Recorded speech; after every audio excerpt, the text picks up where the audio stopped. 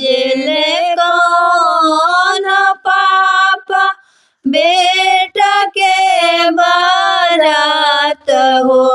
यारे धरती आकाश बादल थर थर कांपे हो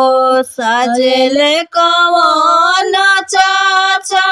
बेटा के बारात हो यारे धरती आकाश बादल थर थर कांपे हो यारे धरती आकाश बादल थर थर कांपे हो जब बरियतिया गईचा बीचे गईले हो यारे बाग के सुगनमा सब खिलेला आकाश हो जब रियतिया जंगल बीचे गईले हो यारे बाग के सुगनमा सब खिलेला आकाश हो जब बरियतिया पोखर बीचे गईले हो यारे पोखरा मछलिया सब खिलेली पताल हो जब बरियतिया पोखर बीचे गईले हो यारे पोखरा के मछलिया सब खिलेली पताल हो यारे पोखरा के मछलिया सब खिलेली पताल हो जब बरियतिया गोएड़ा बीचे गईले हो यारे पापा हो कौन पापा हने ले जबाब हो जब बरियतिया गोएड़ा बीचे गईले हो यारे सब हो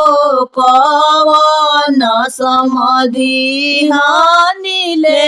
जबाब हो यारे तब कौन समधि हनिले जबाब हो किया समधि लूट राउरा गैया से बछरुआ हो यारे किया समधि लूट रउरा घरवा दुआवा हो किया समधि लूट रउरा गैया से बछरुआ हो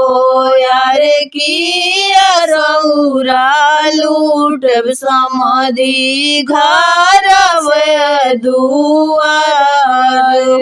नहीं हम लूटम समधि गैया से बछरुआ हो यारे नहीं हम लूटबरावी घरवा दुआर अरे नहीं हम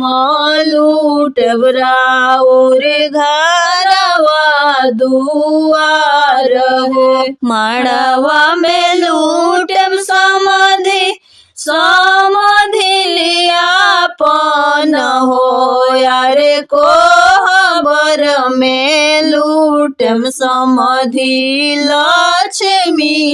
आपन हो मड़वा में लूटम समधि समधि आपन हो यारे कोहबर में लूटम समधि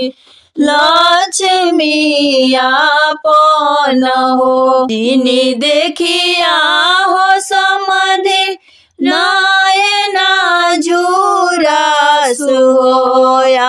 जीनी रेखिया हो समधि लागेला पियास हो जीनी देखिया